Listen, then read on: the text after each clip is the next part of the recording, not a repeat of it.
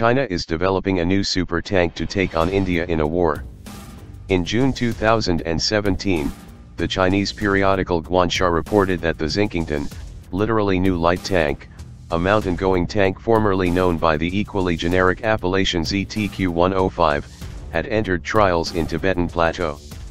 The newspaper characterized these as a show of force designed to deter the Indian military, while a military spokesman stated on June 29 they were aimed to test the tank's performance and are not targeted at any country. As defense writer Robert Beckhusen recently observed, new spending in New Delhi to develop an Indian light tank is surely aimed at countering the Xinqingtan.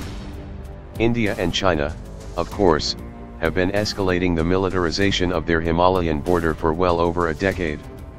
India is still bitter over China's close relationship with Pakistan and its defeat by attacking Chinese forces in a border war in 1962, while Beijing still fumes over Indian asylum granted to the Dalai Lama.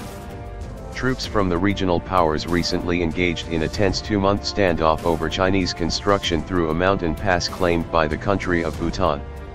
India's Himalayan tankscapade. Light tanks began to fall out of favor way back in World War II.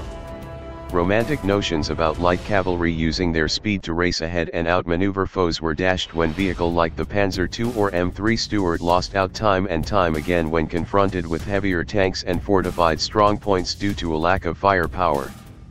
But light tanks aren't really meant to win tank battles or fortified sieges. You win by bringing a light tank to a gunfight somewhere the enemy isn't prepared to fight tanks at all. In fact, this was a concept the Indian Army had already demonstrated in the Himalayas in 1948 during the First Indo-Pakistani War.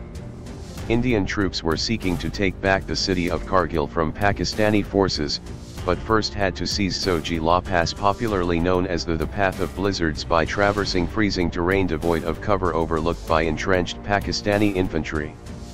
To make it happen, Indian General Timaya had Indian sappers haul dismantled M5 Stuart light tanks of the 7th Cavalry from the regional capital of Srinagar to a staging area 11,500 feet above sea level, using a mule track and several fragile bridges with limited maximum weight tolerances. The turretless tank hulls at times had to be literally pushed by foot soldiers up steep inclines. The undergunned Stuart had not exactly distinguished itself in World War II.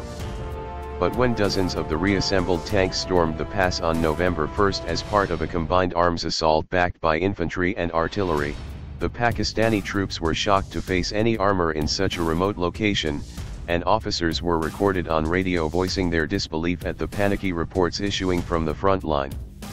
By November 24, the little Stuart tanks had rolled into Kargil. China's Alpine armor. The People's Liberation Army had been secretive about the new tank, with early photos emerging in 2011 always featuring the turret swathed in camouflage netting. Later in October 2016, the manufacturer Norinco unveiled an export variant designated the VT5, from which much of the information on the Xinqingtan has been gleaned. Note, however, that it is unclear what distinguishes the VT5 from the domestic model. Now, Chinese state television is airing footage of the Xinqingtan tanks on maneuvers on the Tibetan Plateau. The Xinqingtan weighs between 33 to 36 tons depending on the armor configuration, whereas contemporary Western or Russian main battle tanks typically tip the scales ranging from 50 to 70 tons. The design apparently is a downsized VT-4 export tank, which traces its lineage back to the Russian T-72. The lighter vehicle can be airdropped by parachute, though it is not amphibious.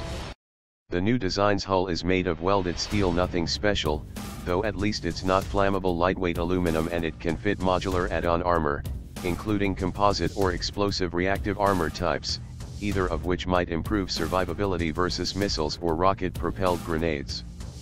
However, at this weight class the Xinqingtan is unlikely to withstand a hit from a modern tank main gun, though it could prove resistant to the automatic cannons widely employed on infantry fighting vehicles. The Xinqingtan boasts a rear-mounted 1,000 horsepower turbocharged diesel engine, giving it an excellent power-to-weight ratio. This enables it to climb on steep inclines and operate at higher altitudes, where the thinner air simply starves out the engines of heavier vehicles. Furthermore, The new light tank uses expensive hydropneumatic suspension which affords a smoother ride and can adjust the ground clearance of the vehicle as necessary, an ideal feature for overcoming craggy or boggy terrain.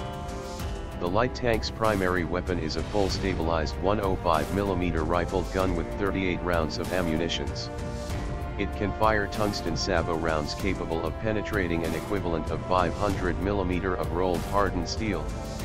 This is far from adequate for penetrating the frontal armor of contemporary main battle tanks, but possibly enough to defeat older T-72 models. Effective range is only listed as 3 kilometers, though the gun can also fire anti-tank and helicopter missiles with tandem charge warheads at targets up to 5 kilometers away. The gun barrel reportedly can elevate to very high angles.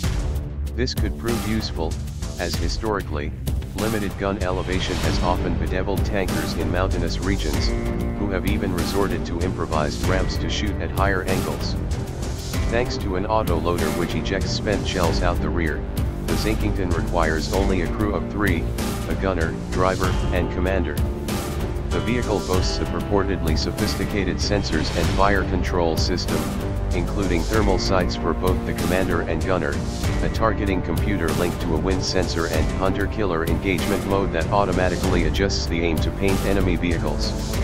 Other gear includes a laser rangefinder, a GPS navigation system and battle management software allowing to network effectively with friendly vehicles. These are typical design features in modern tanks, but not cheap to include on a disposable vehicle. In terms of secondary weapons, there is also a remotely controlled 12.7mm machine and a 35mm automatic grenade launcher on top of the turret, plus a coaxial 7.62mm gun inside the turret. This adds up to quite a bit of anti-personnel firepower.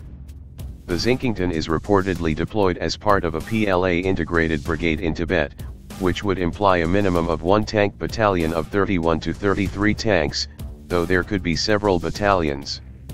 An initial order of 300 tanks is suggested by available sources, a number which implies the tanks would occupy a specialized role in the Himalayas or for air deployment operations, rather than generalized role throughout the PLA.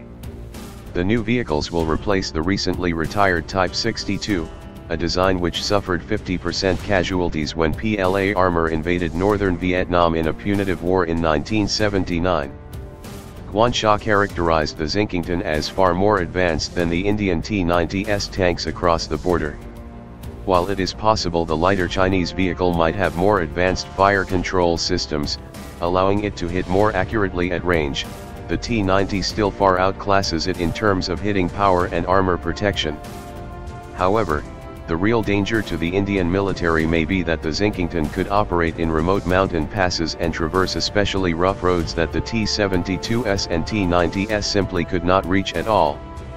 Light tanks have always traded survivability for mobility and access, and sometimes simply getting to remote battlefields where they are most needed and least expected is enough to secure victory, as demonstrated in the history of the Soviet PT-76 amphibious tank and airborne BMD fighting vehicle, and even the U.S. Army's much criticized M551 Sheridan.